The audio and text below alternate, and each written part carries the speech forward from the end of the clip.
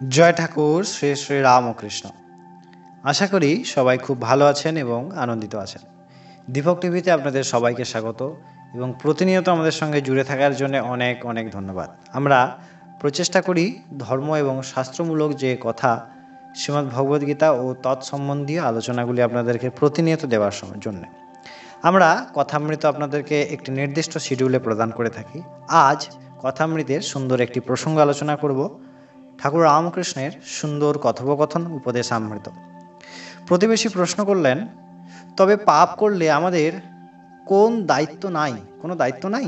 অর্থাৎ যদি আমরা পাপ করি তাহলে কি আমাদের কোনো দায়িত্ব থাকে না? কারণ পাপ পুণ্য তো সবই আমাদের নয়, আমরা তো ঈশ্বর অংশ। ঠাকুর বললেন, ঈশ্বরের নিয়ম যে পাপ করলে তার ফল পেতে হবে। লঙ্কা খেলে তার ঝাল লাগবে না। সেজবাবু বয়সকালে অনেক রকম করেছিল, তাই মৃত্যুর সময় নানা রকম অসুখ হলো। কম বয়সে এর টের পাওয়া যায় না। কালীবাড়িতে ভোগ রাতভার অনেক সুন্দরী কাঠ থাকে। ভিজে কাঠ প্রথমটা বেশ জ্বলে যায়, তখন ভেতরে যে জল আছে টের পাওয়া যায় না। কাঠটা পোড়া শেষ হলে যত জল পেছনে ঠেলে আসে ও ফোঁচ ফোঁচ করে উনুন নিভিয়ে দেয়। তাই কাম, ক্রোধ, লোভ এসব থেকে সাবধান হতে হয়।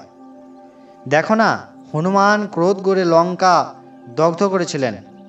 শেষে মনে পড়ল অশোকবনে সীতা আছেন, তখনই ছটফট করতে লাগলেন পাছে সীতার কিছু হয়।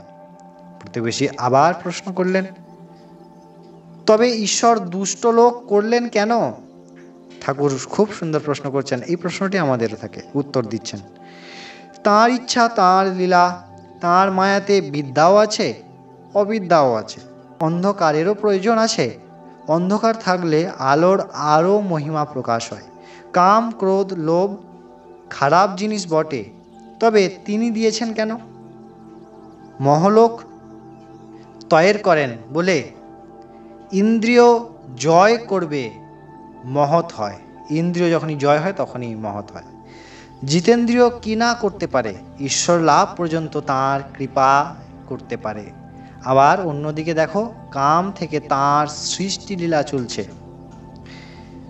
দুষ্ট লোকেরও দরকার আছে। একটি তালুকের প্রজারা বড়ই দুর্দান্ত ছিলেন। তখন গোলক চৌধুরীকে পাঠিয়ে দেওয়া হলো। তার নামে প্রজারা কাঁপতে লাগলো। এত কঠোর শাসন সবই দরকার।